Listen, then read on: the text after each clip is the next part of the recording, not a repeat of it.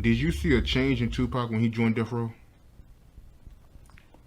I saw nothing but change in Tupac when he joined Death Row.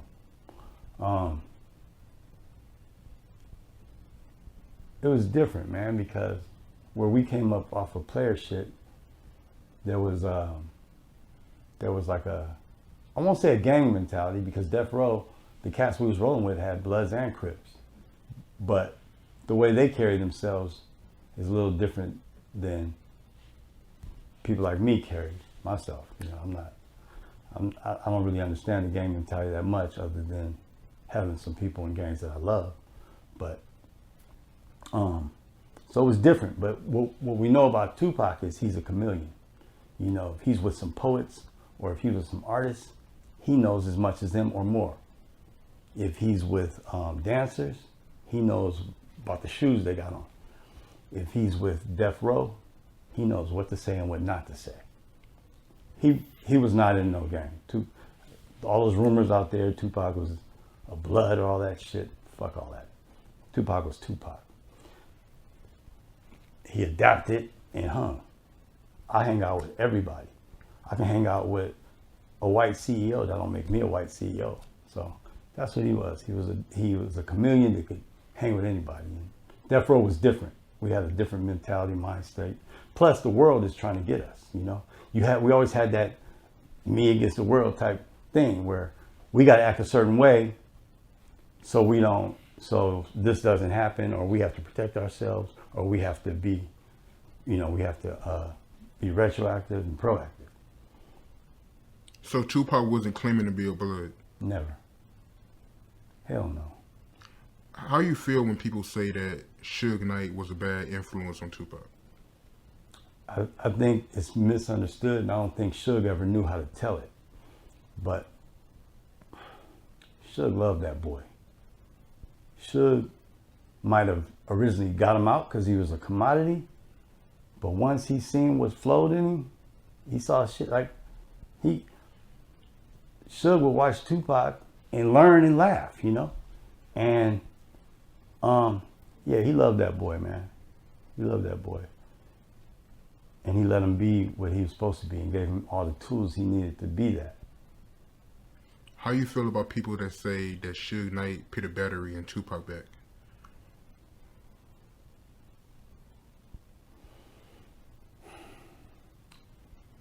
I say, like I say, Tupac knows how to adapt.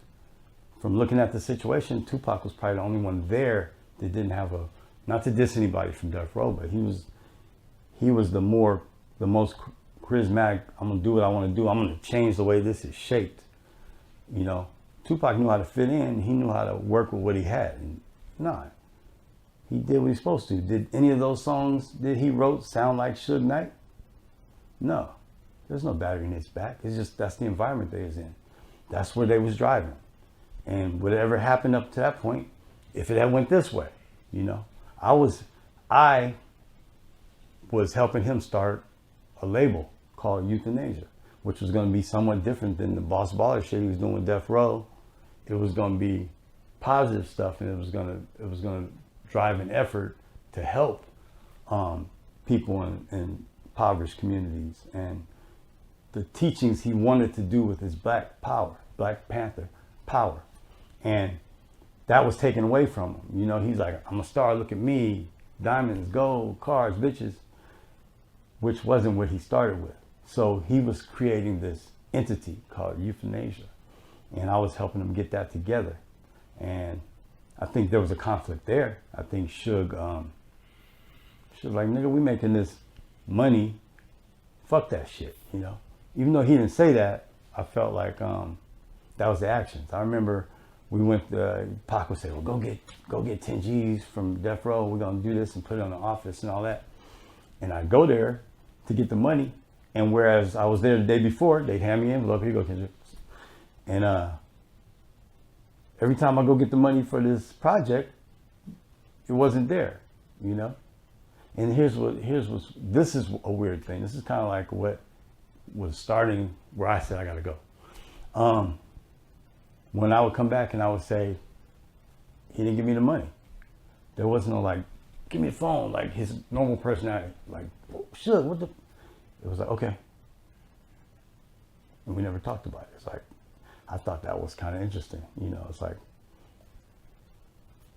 but the funniest part is Suge said, go get the money. He made a phone call. He's like, Norris, man. Yeah, Kendrick coming by. Every day when I go over to the Death Row offices, I show up, check, I show up, paperwork. The times when it had to do with Tupac shit, it's like, oh, I got nothing for you, Kendrick. And they don't even make a phone call. At Death Row, if something's wrong, everybody is quick to call somebody to fix it immediately. So I was like, message. And I get it. Whereas he might slap the shit out of some other nigga and say, you ain't doing that. He just said, yeah, Pac, yeah. But he made it where it wasn't going to happen right now. We got bigger fish to fry, you know? So, that was kind of weird. Is it true that Tupac was getting the allowance from Death Row?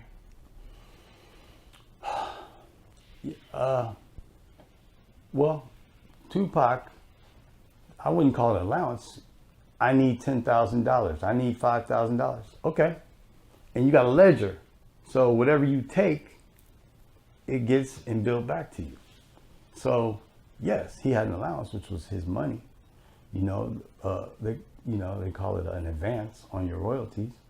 So yeah, he got an allowance. He got, money, but he never saw any real money. He just, they give you things creatively, like the record industries. They have all these deals with all these companies. So for like his Jaguar, St. Ides was big at the time. And they created a drink for him called Passion, from Thug Passion. And they bought his Jag. Or they have, however they get their stuff. So you get all these things through the work that you do. Part of all that stuff factors into the money. So yeah, I guess you call that allowance. That's how they pimp artists. That's just how the game goes. Was Tupac happy on Death Row? I think he was happier than he'd ever been. Earlier I talked to you about his graduation, how he graduated from One Nation MCs to Strictly Dope to Digital Underground to prison life, thug life, streets, getting shot, all that stuff, and mastering that. Then he graduated to Death Row, the mecca of music. I mean, we were talking about, that's one of the feelings I got when I got to Death Row. Like, man, this is the new Motown, man. Celebrities was trying to get from the East Coast to come just to feel the vibe, so Death Row was big. And yeah. Did Tupac ever have a conversation with you about him leaving Death Row? Never. That's just where we were at. It was like Suge was like, when I say dad, I don't mean like he's a boy or nothing, but it's like a father figure, man. It's like if you never had a father and somebody else is telling you right, telling you wrong, and making sure you have what you need, that's a respect you have for that. That's something you never seen, especially at that level. And Tupac appreciated that. And anybody who tell you that Tupac was fucking sad or somebody told me that, like, because I left before that, but before he got shot, and I hear all these stories about how Pac was leaving and all that stuff. I can see where if you have a contract for 4 albums or 3 albums and you got 3 of them done, you have to start thinking about your next step. So I heard through that funny movie, I was looking at that saying, okay, that's like, because I remember Tupac used to talk about Death Row East. And that movie, in the movie they said that it was Pac's, but Pac never said that's mine. Pac just said, we taking over, He was like, because there was that East Coast, West Coast thing. So I think Pac was he was promoting it. Whatever Suge was doing, he trusted his decisions. He respected somebody bigger than him. And that's important when you know your place. Even though you're trying to get there, you're not trying to step on it. And Pac was very loyal. So when I hear these stories about he was leaving, I don't know if he was leaving. I just think he was he was questioning, checking the next move. I mean, you gotta remember, I would go get money to start his thing, and that shit would get. What went wrong between you and Death Row? Nothing went wrong with me and Death Row. I left because there was parts of Pac that I felt like I told you, I wouldn't got the money. There was no pushback, which I understood. I definitely wasn't gonna push back, but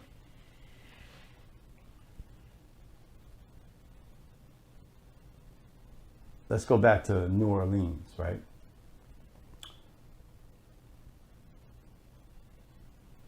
It was a thing where Tupac had to protect his crew, right?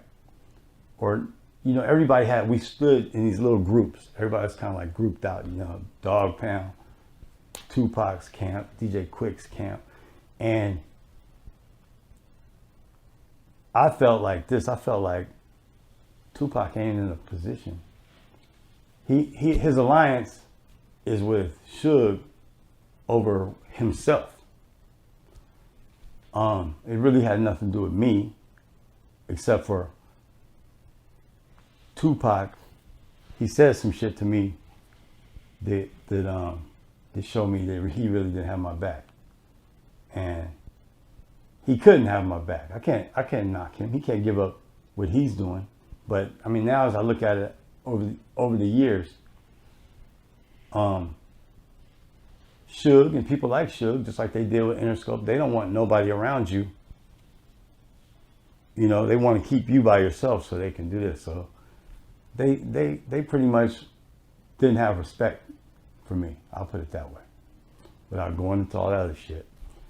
They didn't have respect. And when I would tell Tupac about this shit, he would change he was a great arguer. He was a great debater, so he could change anything to anything else. But me, knowing him, I knew what he was doing. And I was like, man, I'm seeing this right here, and we know his demise. I'm seeing it. You know, I'm seeing shit that wasn't, happening right. And I no longer could sit there and be with it. If I'm not stopping it, I'm a part of it. So I left. Suge Knight and Mo Cream. Mm-hmm. What was the incident between the two? I just talked to Mo Cream.